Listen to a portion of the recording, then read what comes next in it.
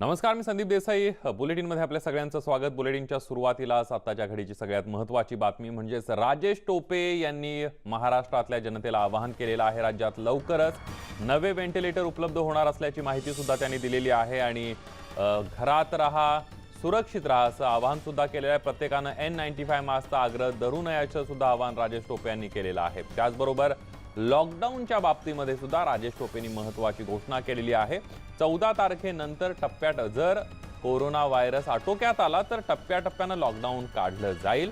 मात्र corona virus आटोक्यात आला तर असंही राजेश टोपे म्हणाले. तर खासगी दवाखान्यांनी सेवा बंद ठेवणं हे चुकीचं असल्यासुद्धा राजेश टोपे यांनी म्हटलेलं आहे. त्यामुळे खासगी दवाखाने जे खासगी प्रॅक्टिस करणारे डॉक्टर आहेत त्यांनी आपली प्रॅक्टिस सुरू ठेवावी असं सुद्धा आवाहन केलंय. तर जेवणामध्ये हळद असेल किंवा जिरे असतील या सगळ्या पदार्थांचा वापर करा असं सुद्धा त्यांनी सांगितलेलं आहे. घरी व्यायाम करा, योगा करा असं आवाहन सुद्धा राजेश टोपे यांनी महाराष्ट्रातल्या जनतेला केलेलं आहे. अतिशय महत्त्वाचे जे काही सूचना आहेत त्या राजेश टोपे यांनी सगळ्या महाराष्ट्राच्या जनतेला दिलेल्या आहेत. या सगळ्यामध्ये सोशल डिस्टन्सिंगचं पालन करण्याचं आवाहन सुद्धा राजेश टोपे यांनी केलेलं आहे. चांगल्या पद्धतीनं फॉलो केला जातोय लॉकडाऊन असं सुद्धा राजेश टोपे म्हणाले. मात्र तरी सुद्धा काही लोकांकडून विनाकारण घराबाहेर फिरण्याची संख्या सुद्धा वाढताना दिसते. त्याबद्दल सुद्धा त्यांनी नाराजी व्यक्त केली आहे. तर दुसरीकडे राज्यामध्ये लवकरच नवे व्हेंटिलेटर सुद्धा येणार असल्याचं राजेश टोपे म्हणाले. आज लॉकडाऊन आपण केलंय, 100% आपण ते पाळतो पण आहोत. परंतु आता आपल्याला वाटतं की 14 नंतर काय. आत्ताच माननीय मुख्यमंत्र्यांनी जरूर सांगितलं की 14 नंतर या ठिकाणी आपण फेजेसमध्ये काही प्रमाणात त्याच्यात ढिलाई देता येईल का याबाबतचा विचार सुरू आहे.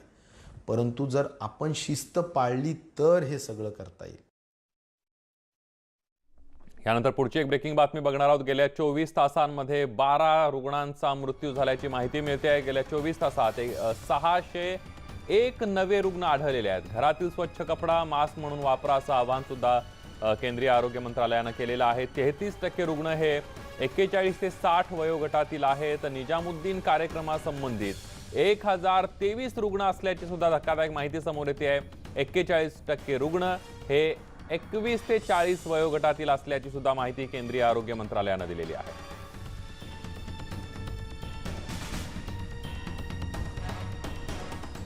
अब तक भारत में टोटल 2902 पॉजिटिव केसेस पाए गए हैं, 2902 पॉजिटिव केसेस पाए गए हैं.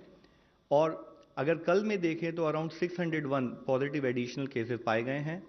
टोटल 68 डेथ रिपोर्ट हुई हैं, जिसमें से 12 डेथ येस्टरडे यानी कि कल रिपोर्ट हुई हैं. 183 पीपल हैव ऑल्सो रिकवर्ड और वो डिस्चार्ज हो चुके हैं. अगर हम एज प्रोफाइल की एनालिसिस करें जो अब तक पॉजिटिव केसेस हमारे पास आए हैं, 9% cases are between 0 to 20 years, 42% cases are between 21 to 40 years,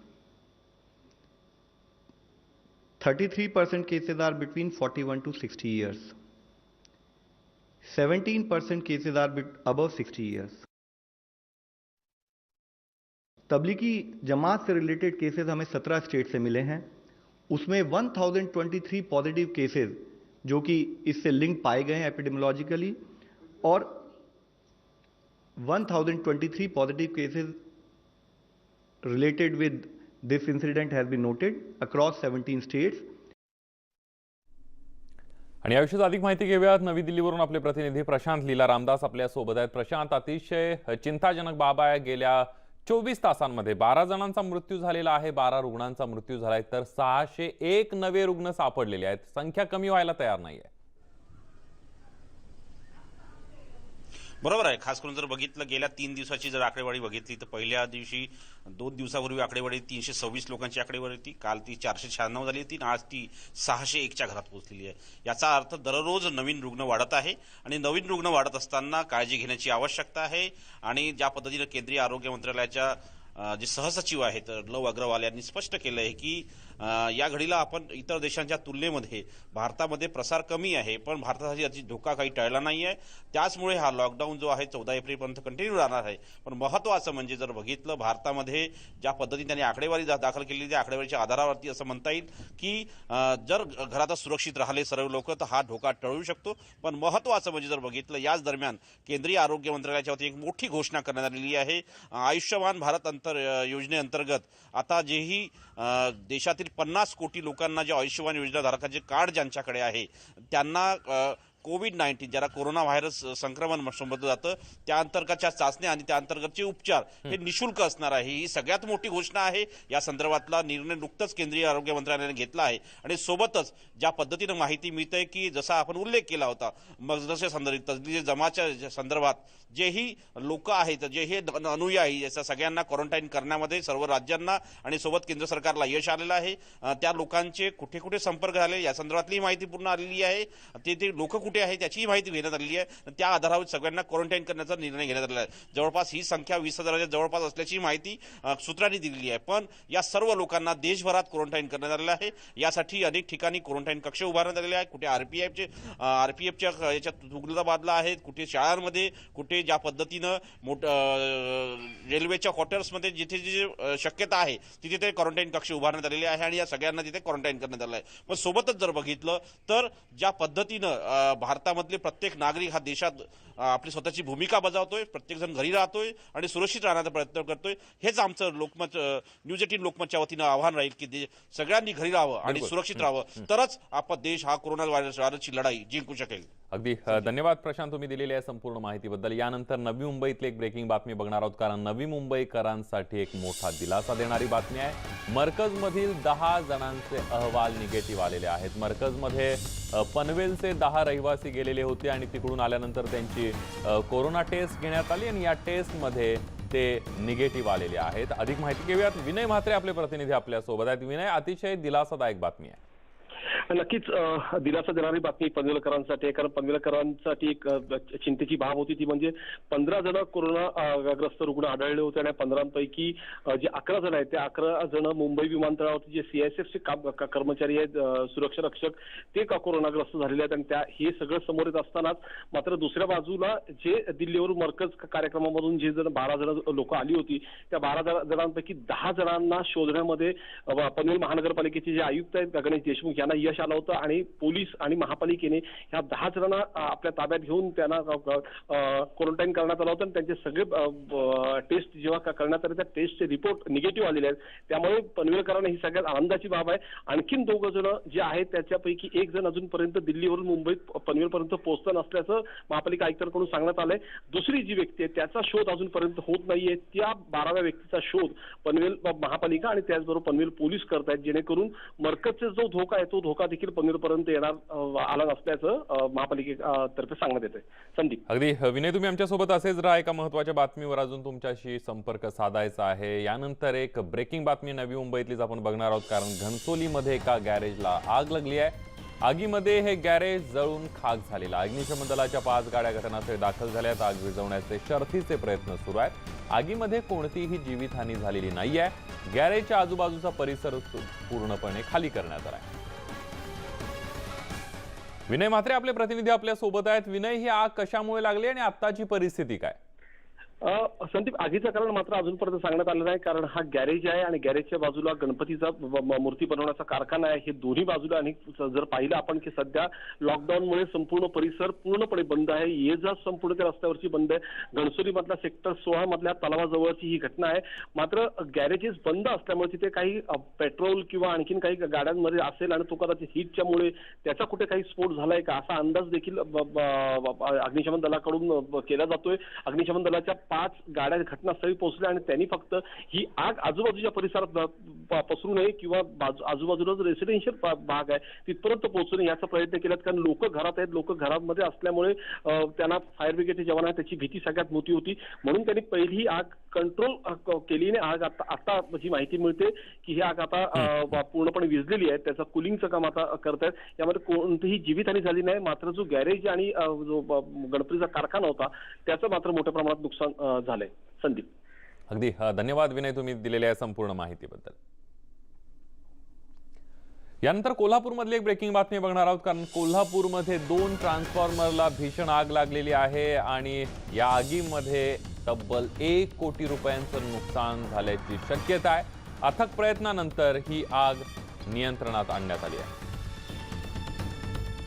आपण बघतोय कोल्हापूरमधली ही दृश्य आहे. 2 ट्रान्सफॉर्मरला आग लागलेली आहे आणि या आगीमुळे आता तर या परिसरातला वीज पुरवठा खंडित तर होणार आहेच, मात्र महावितरणचं तब्बल 1 कोटी रुपयांचं नुकसान झाल्याचा अंदाज व्यक्त केला जातोय. अग्निशमन दलानं अथक प्रयत्नानंतर ही आग आटोक्यात आणलेली आहे.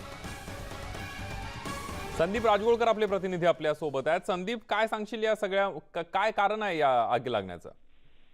एक तर संदीप, गवत किंवा प्लास्टिक ज्याप्रमाणे पेटतं त्याप्रमाणे आपण बघतोय की ट्रान्सफॉर्मर हा पेटतोय, कारण त्यामध्ये देखील ऑइलिंगची काही जी छोटी मशीन्स असतात ती देखील त्यामध्ये असतात.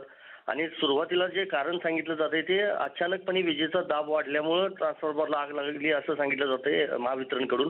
आणि कोल्हापूर जिल्ह्यातल्या करवीर तालुक्यातल्या केरली गावातली घटना आहे. महत्वाचं म्हणजे 2 ट्रान्सफॉर्मरना एकाच वेळेला आग लागली होती, जी दोन्ही जवळजवळ होती आणि त्याची दृश्य कॅमेरामध्ये कैद झालेली आहेत. आणि या सगळ्यामध्ये जवळपास 1 कोटी रुपयांचं नुकसान झाल्याची प्राथमिक माहिती महावितरणकडून देण्यात आलेली आहे. जरी आता ती आग आटोक्यात आणलेली असली तरी त्या भागातला विद्युत पुरवठा जो आहे तो अजूनही खंडित आहे. त्या ठिकाणी आता नवीन ट्रान्सफॉर्मर बसवल्यानंतरच तिथला विद्युत पुरवठा जो तो सुरळीत केला जाईल. पण कोल्हापूर महापालिकेचं अग्निशमन दल आणि प्रतिभानगरमधलं अग्निशमन दल यांच्याकडून या आगीवर पूर्णपणे नियंत्रण मिळवण्यात आलेलं आहे. मात्र आर्थिक मोठं नुकसान जे आहे ते महावितरणचं झालेलं आहे असं म्हणता येईल. संदीप, अगदी धन्यवाद संदीप, तुम्ही दिलेल्या संपूर्ण माहितीबद्दल. बघूया पुढची बातमी. मुख्यमंत्री उद्धव ठाकरे यांनी पुन्हा एकदा महाराष्ट्रातल्या जनतेशी आज संवाद साधला. यावेळी त्यांनी राज्यातले सर्व कार्यक्रम रद्द झालेले असल्याचं सांगितलेलं आहे. त्याचबरोबर सर्व प्रकारचे धार्मिक कार्यक्रमांवर पूर्णपणे बंदी असल्याचं सुद्धा मुख्यमंत्र्यांनी स्पष्ट केलंय. सर्दी खोकला असेल तर कोविड हॉस्पिटलमध्ये जा असं आवाहन सुद्धा करण्यात आलेलं आहे. पुन्हा एकदा उद्धव ठाकरे यांनी महाराष्ट्रातल्या जनतेला संचारबंदीचं पालन करण्याचं सुद्धा आवाहन केलेलं आहे. सर्व महाराष्ट्राला मी कोरोनापासून सुरक्षित ठेवण्यासाठी आटोकाट प्रयत्न करतो आहे. आणि हा माझा महाराष्ट्र, मला हे एवढे सगळे साथी सोबती मिळाल्यानंतर हा वाचणार आणि तो आपण वाचवणार. पण जर कोणी याचा दुरुपयोग करून कोणत्याही प्रकारचे व्हिडिओ, मग ते नोटाला थुकी लावून पसरवणं, वेगवेगळे काही इशारे देणं, असा जर का प्रयत्न केला तर कोविडपासून मी माझी जनता वाचवेन. पण तुम्हाला मी इशारा देतोय, तुम्हाला माझ्या कायद्याच्या कचाट्यातून कोणीही वाचू शकणार नाही, अजिबात नाही. त्याला वाचण्यात दुसरं औषध नाही. रामनवमी घरामध्ये साजरी झालेली आहे. तसंच इतर धर्मियांनी सुद्धा, इतर पंथीयांनी सुद्धा, इतर समाजांनी सुद्धा आपापले जे काही सण वार उत्सव किंवा काही इव्हेंट असतील ह्या आता करायच्या नाहीत, त्या होणार नाहीत. मग ती कोणती क्रीडा स्पर्धा असो किंवा कोणती असो, ती आता होणार नाही. पुढची सूचना येईपर्यंत याला परवानगी दिली जाणार नाहीये. सर्दी खोकला ताप यासारखी लक्षणं आढळत असतील तर आपण सर्वसाधारण डॉक्टर, दवाखाने किंवा हॉस्पिटलमध्ये जाऊ नका. याचं कारण असं की न जाणो दुर्दैवाने जर का कोणी कोविडग्रस्त असेल, कोरोना पॉझिटिव्ह असेल तर कळत न कळत आपण हा संसर्ग त्या डॉक्टरला किंवा त्या हॉस्पिटलला करून देतो. मग ते हॉस्पिटल कदाचित बंद करण्याची वेळ येऊ शकते. म्हणून सर्दी खोकला ताप न्यूमोनियासारखी जर काही लक्षणं असतील तर तुम्ही फक्त आणि फक्त कोविडसाठी जी हॉस्पिटल्स आहेत आणि कोविडसाठी जी आरोग्य चाचणी केंद्र आहेत तिथेच जा, तिथेच चाचणी करा. तिथेच चाचणी करून आपल्याला सांगण्यात येईल की बाबा आपण ह्या दवाखान्यात जा किंवा हॉस्पिटलमध्ये जा किंवा ह्या हॉस्पिटलमध्ये जा. भाजी मार्केटमध्ये जाताना सुद्धा मी पुन्हा सांगतोय की रोज आपण भाजी मार्केट उघडी ठेवतो आहोत, 24 तास उघडी ठेवतो आणि 24 तास नाही दिवसभर ती उघडी राहतात. मग कशासाठी गर्दी करताय? का गर्दी करताय? आपल्या सोयीसाठी आम्ही ही वेळ वाढवून देतोय. काही अन्य देशामध्ये आणि इतर राज्यात जर का आपण बघितलं तर आठवड्यातून 1 दिवस, आठवड्यातून 2 दिवस, दिवसामध्ये 2 तास, दिवसामध्ये 4 तास हे अशी दिली जात आहेत. आपण तर जवळपास 24 तास म्हणजे जास्तीत जास्त वेळ ही उघडी ठेवतोय. मग का गर्दी करताय? थोडंसं गर्दीत सुद्धा एक अंतर ठेवून राहा ना.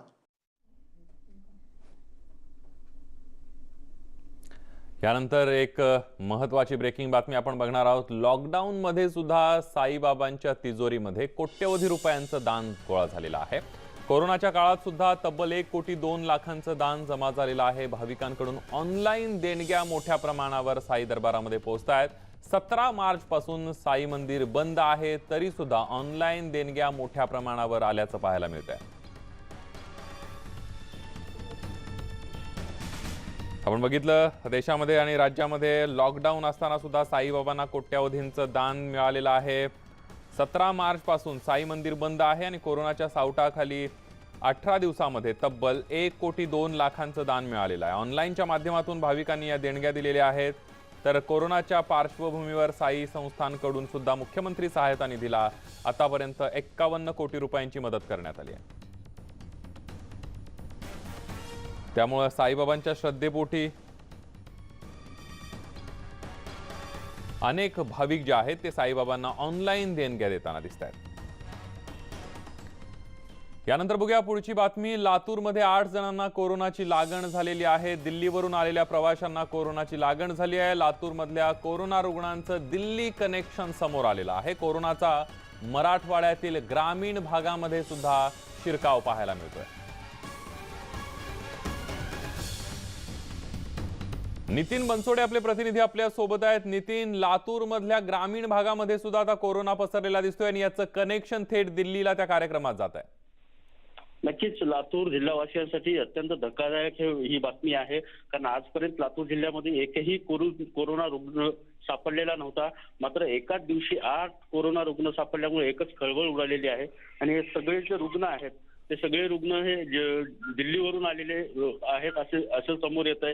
आणि दुसरी गोष्ट म्हणजे 2 दिवसापूर्वी या ठिकाणी लातूर जिल्ह्यातल्या निलंगा येथे आलेले आहेत आणि त्यानंतर प्रशासनाने त्यांना ताब्यात घेतल्यानंतर ह्या 8 जणांचा अहवाल पॉझिटिव्ह आलेला आहे. एकूण 20 जणांची तपासणी यावेळी करण्यात आली होती आणि या 20 जणांपैकी 8 जणांचा अहवाल जो आहे तो पॉझिटिव्ह आलेला आहे. त्यामुळे लातूरमध्ये एकंदरीतच पाहायला गेलं तर आता वातावरण भीतीचं निर्माण झालंय. अगदी ग्रामीण भागामध्ये भीती पसरायला लागलेली आहे आणि कुठेतरी दिल्लीवरून आलेले हे रुग्ण आहेत. कोकणामध्ये पण आपण